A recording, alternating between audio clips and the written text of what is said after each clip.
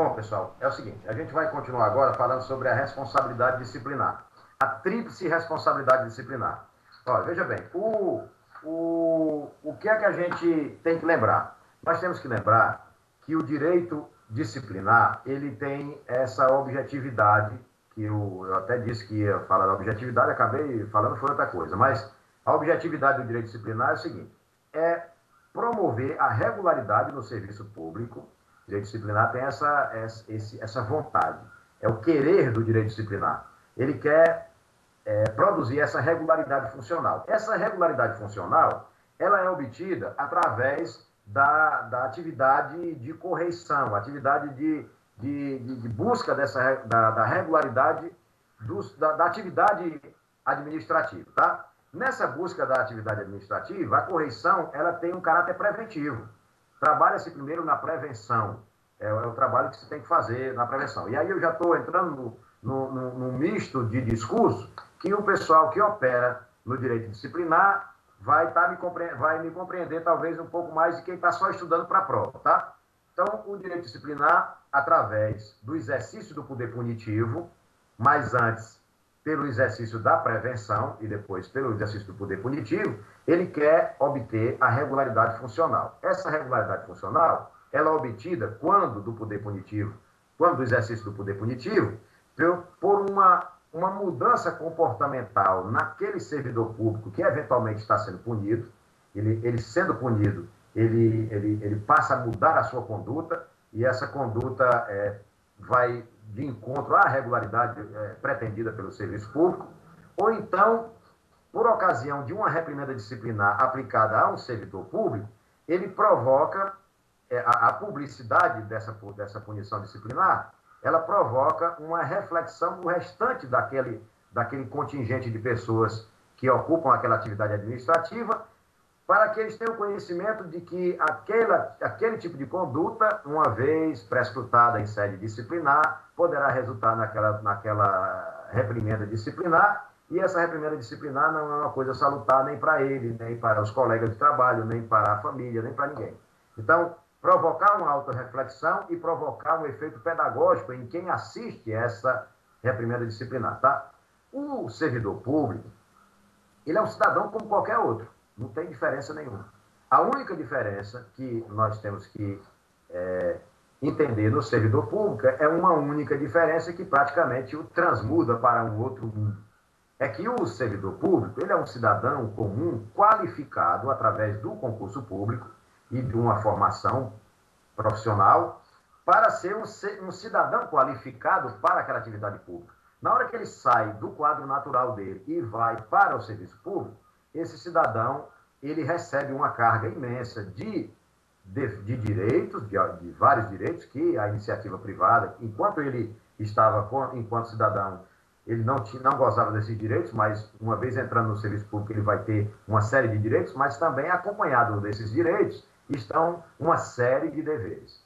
E essa série de deveres, eles têm que seguir de forma devotada, para que ele não venha a ser sujeito dessas reprimendas disciplinares. Então, quando ele chega no serviço público, ele passa a ser sujeito de uma tríplice responsabilidade, que antes ele não tinha. Antes ele tinha uma responsabilidade de natureza penal e tinha uma responsabilidade de natureza civil. E agora ele tem uma outra responsabilidade, que é a responsabilidade de natureza administrativa. Então, ele passa a ter agora uma tríplice responsabilidade. A responsabilidade administrativa. Essa responsabilidade administrativa, nós vamos encontrar no artigo 121 da Lei 8.112, de 1990, que diz assim: o servidor responde civil, penal e administrativamente pelo exercício irregular de suas atribuições. Essa responsabilidade, diga-se de passagem, ela é uma responsabilidade que ela poderá ocorrer de forma sucessiva ou de forma simultânea. Normalmente ela ocorre de forma simultânea. Quando você pratica um ato disciplinar, uma conduta disciplinar, um ato disciplinar não, esquece isso aí. Uma conduta disciplinar, essa conduta disciplinar, dependendo de qual é a dimensão, qual é a gradação desse ato disciplinar, desse fato disciplinar, você poderá ter uma repercussão de natureza civil, por conta daquilo, você poderá ter uma repercussão de natureza administrativa, no caso disciplinar, e você poderá ter uma responsabilidade de natureza penal, e olha que eu disse penal por último, porque é a teoria do direito penal mínimo, o direito penal como última ratio. Então, só chego no direito penal quando as outras esferas jurídicas não podem solucionar o problema. Então, civil, repercussão civil, se eventualmente tiver, repercussão administrativa, se eventualmente tiver, repercussão penal, se eventualmente chegar a essa seara da repercussão penal, tá? Todos os servidores públicos, no exercício de suas atividades, estão sujeitos à responsabilização, tanto na esfera administrativa, disciplinar, quanto na seara civil e penal. Isso aí foi o que eu acabei de dizer.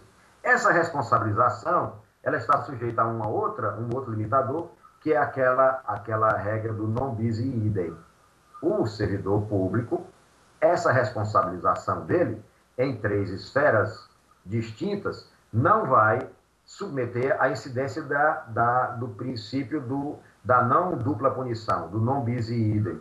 Por quê? Porque o que esse princípio nos ensina é que o indivíduo não pode ser punido duplamente pelo mesmo fato na mesma esfera de competência, na mesma esfera punitiva. Mas isso não quer dizer que ele não possa ser punido cumulativamente, civil, administrativamente e penalmente pelo mesmo fato, desde que esse fato, no seu núcleo essencial ou nos seus resíduos da conduta, tragam repercussões nessas 3 searas. Se ele trouxer repercussão nas 3 searas, ele seria eventualmente punido nas 3 searas e não estaria ali se caracterizando um bis in idem, tá?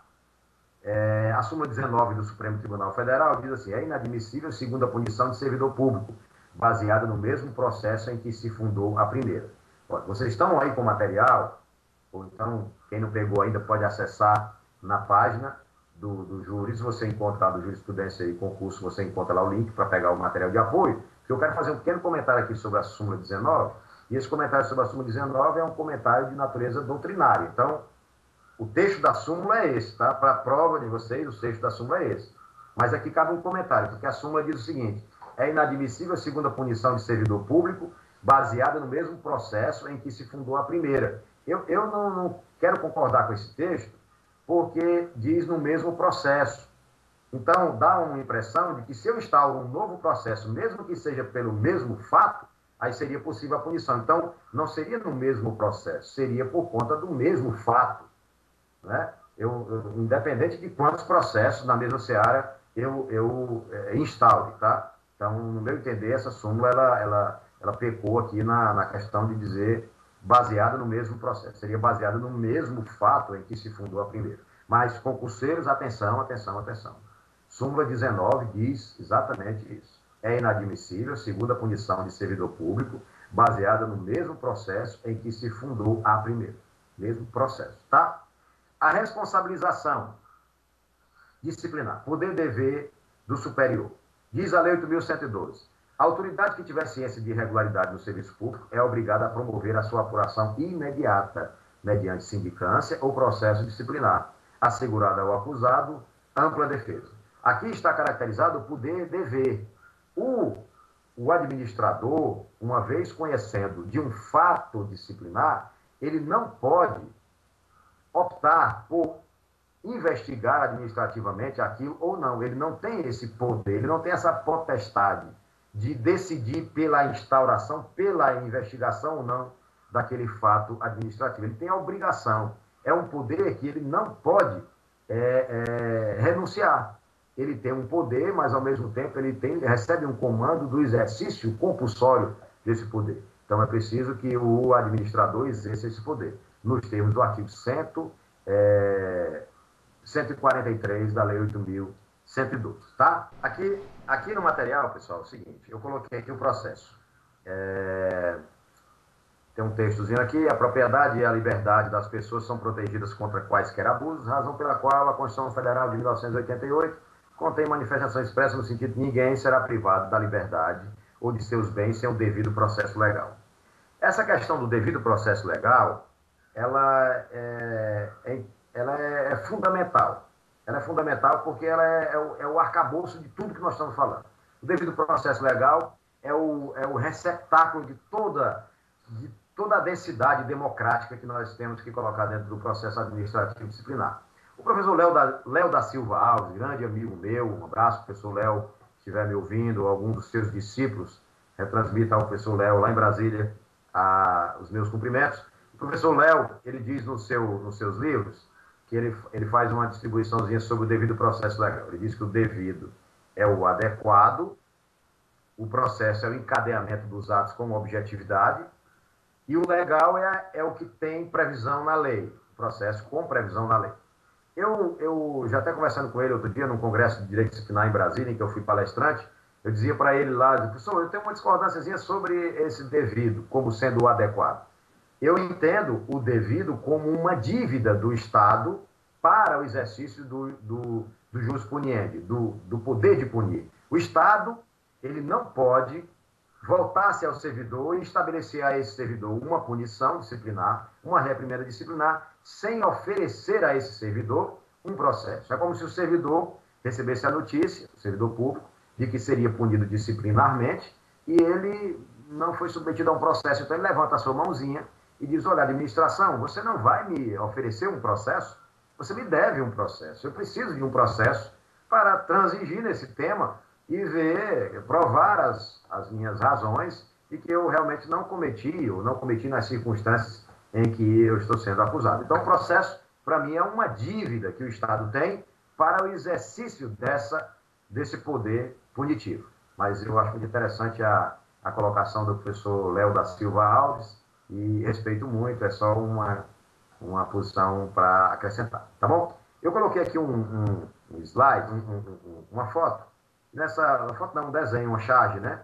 Em que tem uma grade, tem um polícia, tia Tânia deve estar vendo isso aí, tem um policial botando alguém para dentro da prisão e tem um juiz em cima da mesma grade botando para fora, como se fosse a polícia prendendo e a justiça soltando. O Estado reprimindo disciplinarmente e o judiciário reformando essas decisões administrativas por conta da inafastabilidade das demandas. Então esse estereótipo aqui, esse estereótipo de que a administração produz os seus processos e o judiciário desmancha, desmonta, anula esses processos, isso a gente tem que compreender com muita prudência, com muita atenção, porque é preciso que a gente faça uma espécie de meia-culpa para que observemos se os processos que nós estamos instruindo, se eles têm uma densidade qualitativa capaz de impedir esse alcance judicial para reformá-los, para anular esses processos. Então, eu digo muito isso para os meus alunos, sobretudo aqueles que operam no processo administrativo disciplinar, que a gente tem que procurar rever os nossos conceitos para que a gente não produza processos administrativos disciplinares com eivados de vícios, com imperfeições notórias pelo judiciário, para que o judiciário venha eventualmente a anular esses processos, tá? Essa digressão que eu fiz é para a gente iniciar aqui os princípios processuais disciplinares. Esses princípios processuais disciplinares, eu vou começar pelo princípio da oficialidade. O artigo 143, que aqui não está dizendo de onde é, mais da Lei 8.112, o artigo 143 diz: a autoridade que tiver ciência de irregularidade no serviço público é obrigada a promover a sua apuração imediata, mediante sindicância ou processo administrativo disciplinar, assegurado ao acusado a ampla defesa. Esse princípio da oficialidade é exatamente o que eu havia comentado no início. Vou falar mais rápido até para poder a gente ganhar mais terreno aqui nessa discussão. A oficialidade é o móvel que faz com que a administração adote providências prescrutativas nessa temática disciplinar, independente de colaborações. Mesmo que não chegue à administração formalmente uma denúncia, a administração tem a obrigação de investigar determinado fato disciplinar que aflorou e ela tomou conhecimento para que adote as providências, tá certo? Outro princípio importante para a administração, para a condução dos processos administrativos disciplinares, é o princípio do formalismo moderado. O que é o formalismo moderado? O formalismo moderado, a gente vai encontrar lá no artigo 2º da lei do processo administrativo, não está aí, eu esqueci de colocar aqui qual é a lei, mas esse artigo 2º aqui é da 9784, que é a lei do processo administrativo.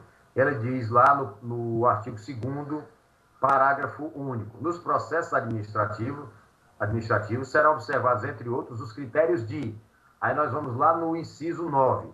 Inciso 9 diz assim: a adoção de formas simples, suficientes para proporcionar adequado grau de certeza, segurança e respeito aos direitos dos administrados. Então, o processo administrativo disciplinar, ele não tem aquele formalismo ortodoxo daqueles processos que são conduzidos no Poder Judiciário.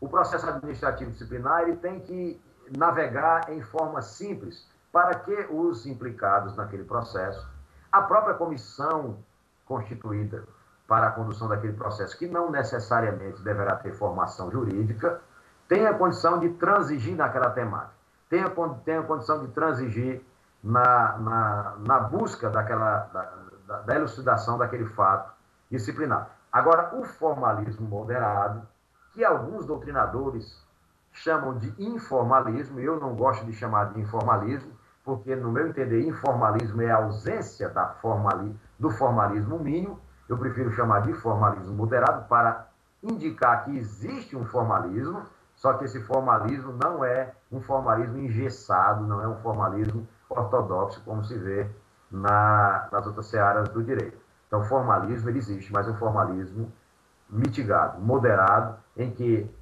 evidencia a possibilidade das comunicações processuais, que as comunicações processuais ocorram sem prejuízo da defesa. Prejuízo mesmo que potencial, esse prejuízo não pode acontecer, tá?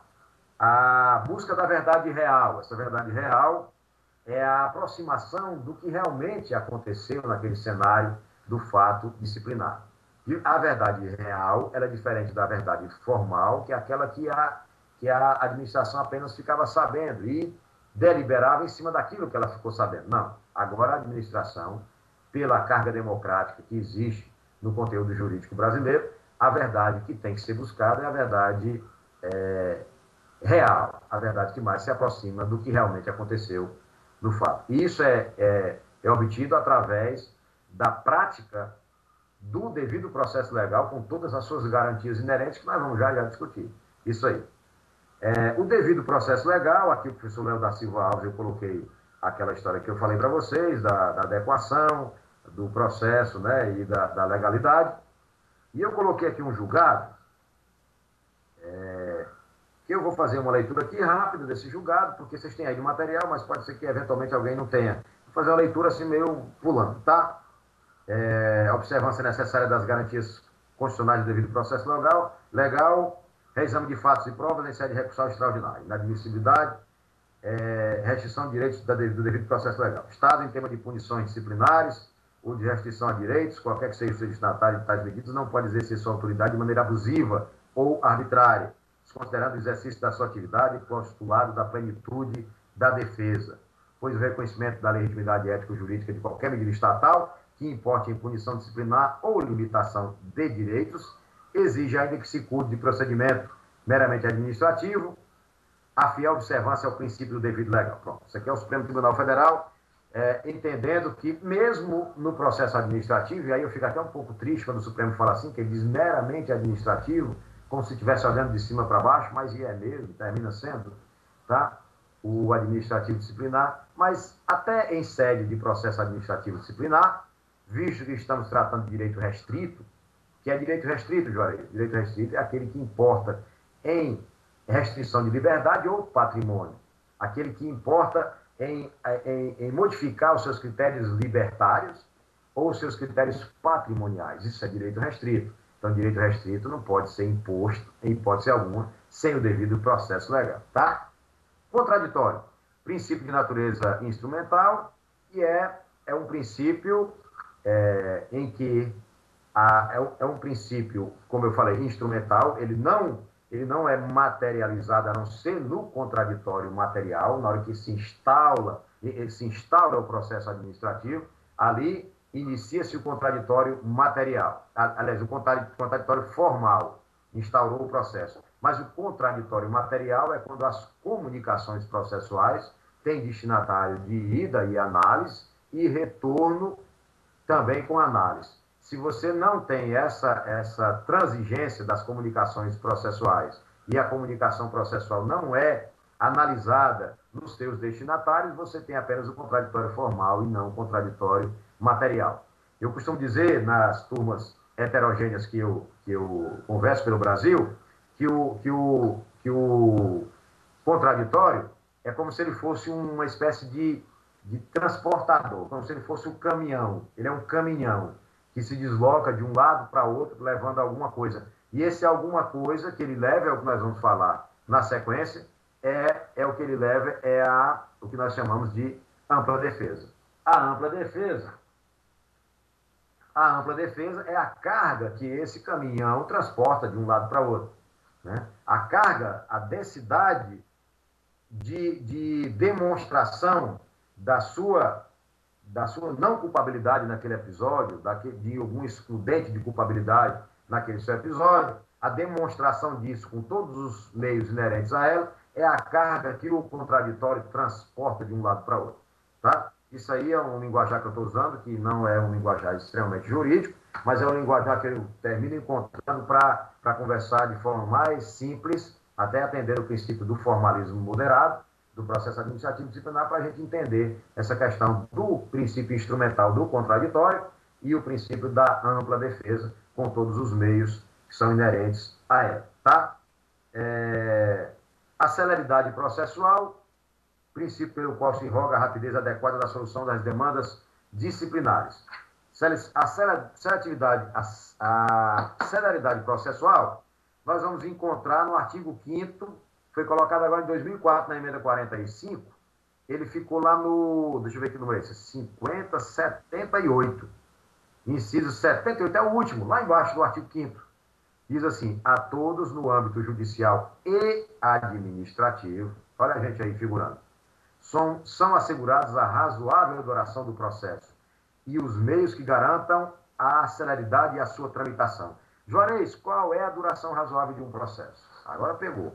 Dizer qual é a duração razoável do processo é complicado, porque para mim pode ser uma coisa, para a tia Tânia pode ser outra coisa, para várias pessoas pode ser, para a Natália Barroca lá em Pernambuco pode ser outra, para Carolina Montori lá em Minas pode ser outra, para Patrícia no Rio Grande do Norte é outra coisa, né? Para Patrícia Bono em São Paulo, para a tia Tânia aí é outro, e para os minhas alunas e meus alunos aí pelo Brasil todo pode ser um monte de coisa. Mas aí nós vamos entender o seguinte: a duração razoável do processo, o Supremo Tribunal tem entendido em vários julgados que a duração razoável do processo é o processo dentro do prazo que a lei estabeleceu para a sua conclusão.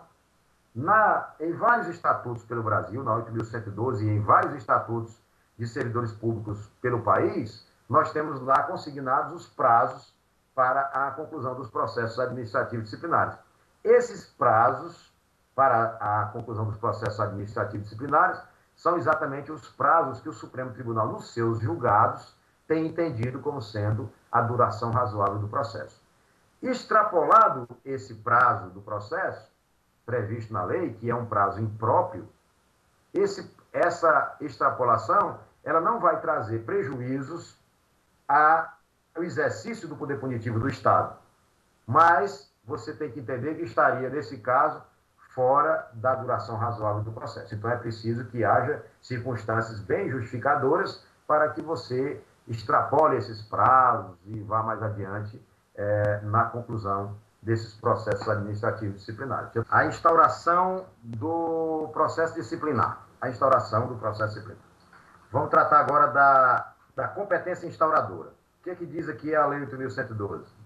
A autoridade que tiver ciência de irregularidade no serviço público é obrigada a promover a sua apuração imediata, mediante sindicância ou processo administrativo disciplinar. Já li isso aqui várias vezes hoje. Assegurada ao acusado ampla defesa. Tá? Essa competência instauradora na Lei 8.112, eu até coloquei para vocês aqui, no final do material, vocês têm no final do material, eu coloquei um extrato da Lei 8.112, exatamente da parte do regime disciplinar.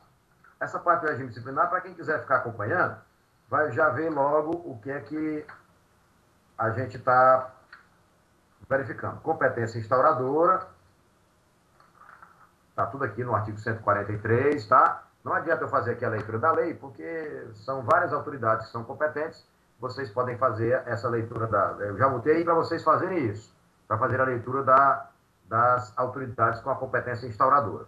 Um detalhe que é importante a gente entender é o seguinte, é que a competência da autoridade instauradora, ela pode variar no seguinte aspecto. A autoridade que instaura o processo, via de regra, é a autoridade que julga. Ela manda instaurar o processo, vai lá na sua portaria, e depois que a comissão termina, manda esse processo de volta para a autoridade julgadora. Só que isso é via de regra por quê?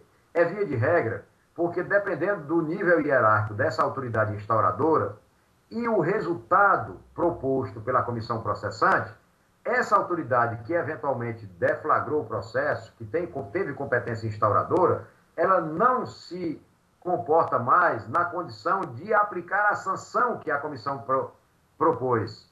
Então, é preciso que ela desloque a competência novamente, desloque essa competência para uma autoridade superior, para que essa autoridade exerça, faça o julgamento daquele processo, porque ela sim teria competência para isso. Outra situação é no decorrer do processo, algum incidente processual pode revelar uma suspeição por parte da autoridade que instaurou. Então, se a autoridade instaurou se revela suspeito ao longo do processo, obviamente que ele não poderá ser a autoridade que vai realizar esse julgamento, tá? Então, por isso que, via de regra, a autoridade que deflagra o processo, que instaura o processo, é a autoridade que julga, mas isso não, nem sempre. Esse aspecto do conectivo pré-processual, tem uma falazinha aqui que é do professor José Armando da Costa, que é o autor desse livro que está sendo sorteado. O professor José Armando da Costa, ele e aqui os nossos colegas professores de Direito Disciplinar pelo Brasil, que eventualmente estejam me ouvindo, vão concordar com isso. O professor José Armando da Costa é a maior autoridade no tema de direito administrativo disciplinar neste país. Além de ser o precursor, é um estudioso, é um cientista do direito, e ele acompanha isso há muitos anos. O professor José Armando da Costa tem 20 livros de direito disciplinar. Ninguém tem essa quantidade de obra sobre o mesmo tema, e ele tem sobre vários temas de direito disciplinar em situações específicas. E o professor José Armando da Costa, ele trata dos conectivos pré-processuais. O que são os conectivos pré-processuais? Diz ele aqui: a garantia do devido processo legal não só assegura ao funcionário a feitura do procedimento disciplinar previsto na lei, sindicância e processos ordinários e sumários, como exige, por via de consequência, a existência de elementos prévios que legitimem tal iniciativa. O que é isso aqui? Isso aqui é bem simples. E aí, os concurseiros, prestem um pouco de atenção ao que eu vou dizer, mas o recado é muito mais para os operadores do direito disciplinar. Quando você tem uma demanda de natureza disciplinar, quando você toma conhecimento de um fato disciplinar, esse fato disciplinar, ele por vezes ele chega turvo à administração. Ele não chega com a cristalinidade que se imagina. Ele chega ainda carente de algumas diligências para que ele ganhe uma conotação de visibilidade que legitime a deflagração da instância disciplinar. Isso é o que o professor José Armando chama de conectivos pré-processuais. Você não pode pegar na sua comissão de processo, você como administrador, você não pode receber uma notícia transversa, uma notícia que não tem a densidade necessária para a deflagração da instância disciplinar e deflagrá-la. Você só pode fazer isso quando ali estiverem presentes os conectivos pré-processuais mínimos para a deflagração da instância disciplinar. Juarez, quais são os conectivos pré-processuais mínimos para a deflagração da instância disciplinar? Já está quase, eu acho que muita gente já repetiu. Está assistindo aqui, já repetiu o que eu vou dizer.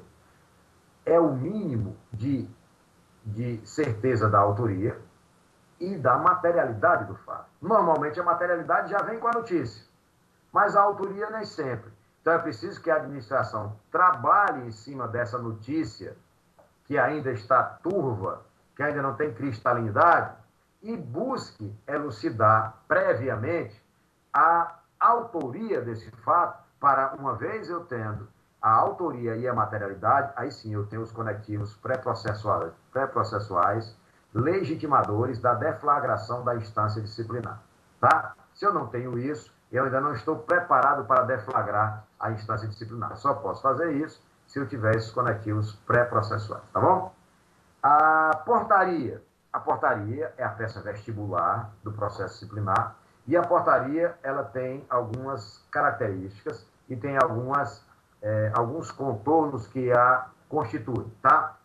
A portaria designa a comissão processante, é na portaria que está dizendo quem é que vai fazer o processo, que a autoridade instauradora determinou.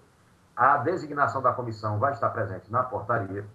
Ela vai delimitar o raio apuratório. A portaria vai dizer que fato disciplinar chegou ao conhecimento da administração, que os conectivos pré-processuais legitimadores dessa prescrutação disciplinar, e uma vez figurado na portaria esses elementos, você tem ali a delimitação do raio apuratório.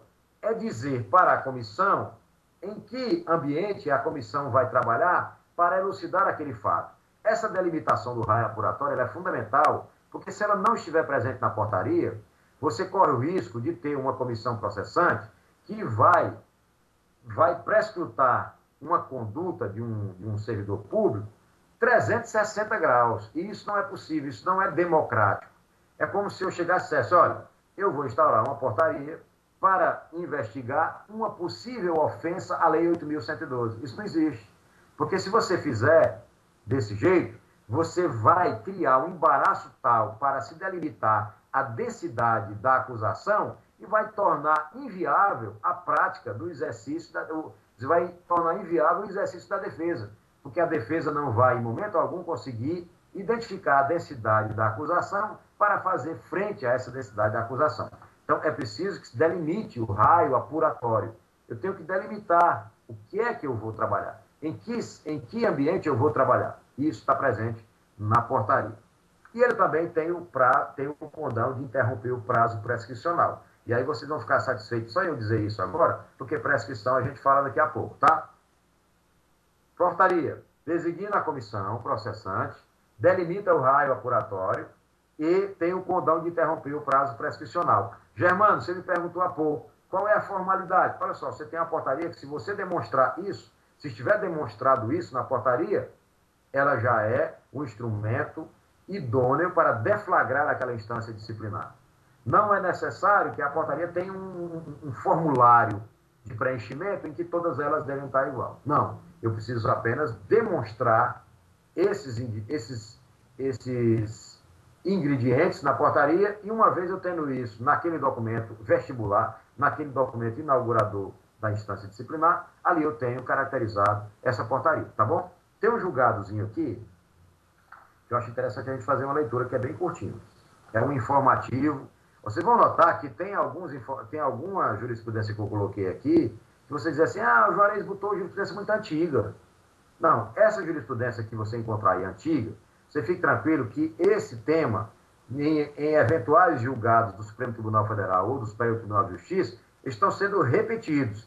Eu escolhi esse texto desse julgado porque, na minha ótica, ele está com uma narrativa mais didática, mais pedagógica. Então, o texto, nesse julgado, mesmo que ele seja um pouco antigo, eu entendi que está mais pedagógico. Então, eu mantive esse aqui. Mas isso ainda é válido nos tribunais, tá?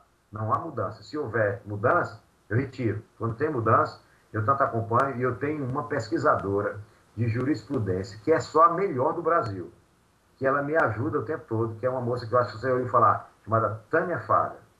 Ela que me subsidia de pesquisa jurisprudencial. Então, eu estou bem de pesquisa jurisprudencial. Fiquem tranquilos, tá? Diz aqui o informativo 355 do STJ. A portaria que instaura o processo administrativo disciplinar, PAD ou PAD, como queiram chamar, tem que descrever os fatos a serem apurados para permitir a ampla defesa desde a gênese do processo. Só não há necessidade de uma descrição pormenorizada, o que somente se torna possível quando do indiciamento, que é um outro momento que a gente vai falar daqui a pouco, tá? Após a fase instrutória.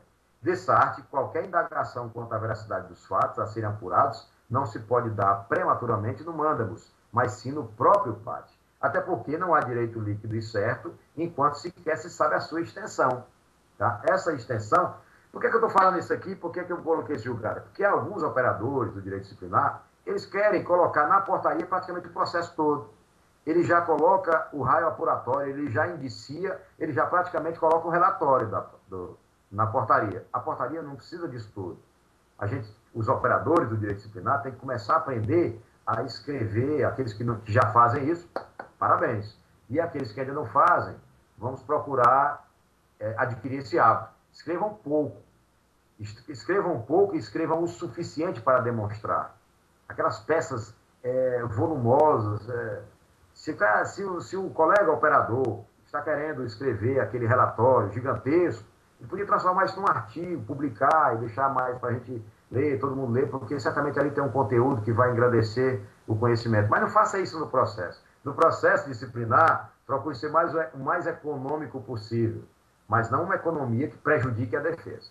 Não faça economia que traga prejuízo. Uma economia que traga fluidez ao processo, que traga uma leitura rápida, uma inteligência rápida do que você quer demonstrar. Não que prejudique a defesa, tá?